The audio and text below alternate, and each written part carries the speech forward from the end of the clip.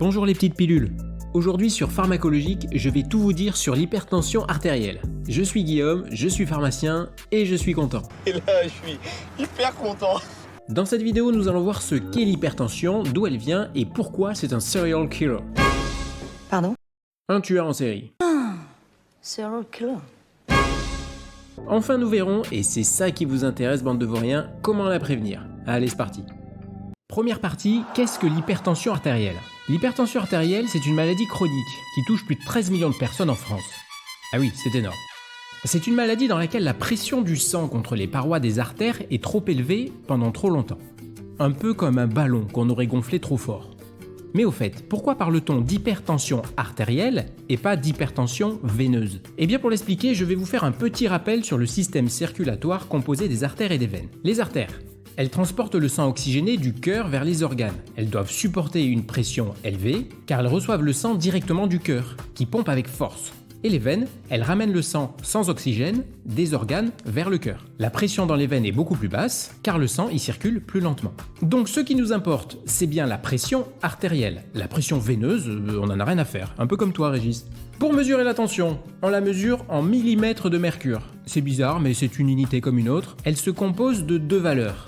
La pression systolique, lorsque le cœur se contracte, il se serre avec un S comme systole. Et la pression diastolique, lorsque le cœur est au repos entre deux battements. Il se détend avec un D, comme diastole. Une tension artérielle normale est généralement autour de 120-80, c'est-à-dire 12,8. Et quand on a de la tension, on a généralement des valeurs supérieures à 140-90. Voilà. Tu passes à la suite, Régis? Allez, ça va, je m'excuse, bien sûr, tu es un élément indispensable de pharmacologique. Cette forte pression du sang va endommager les artères et augmenter le risque de maladies cardiovasculaires. Mais pourquoi au fait? Au fil du temps, la pression sanguine élevée va fragiliser et rigidifier les parois des artères. Cette rigidification réduit l'élasticité des vaisseaux sanguins et diminue l'efficacité de la circulation. Pas cool. Cette pression accrue favorise aussi la formation de dépôts de cholestérol. On appelle ça des plaques d'athérome si vous voulez vous la péter. Ces plaques rétrécissent le diamètre des artères et peuvent éventuellement les obstruer.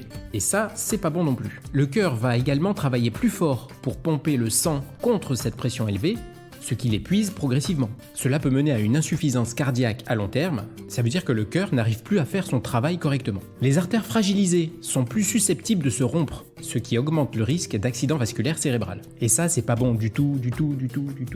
L'hypertension endommage également les petits vaisseaux sanguins, dans des organes vitaux comme les reins et les yeux, pouvant entraîner des complications rénales et oculaires. Et au fait, tu devais pas faire les bêta-bloquants. Alors oui, c'est vrai, je l'avais annoncé dans ma précédente vidéo sur les somnifères, mais j'ai changé d'avis. J'étais jeune et stupide. Personne n'a dit que vous étiez stupide. Ah, merci beaucoup Gérard. On passe à la deuxième partie. Deuxième partie, d'où ça vient, comment je la vois venir et comment je l'évite. Alors ça, c'est du titre.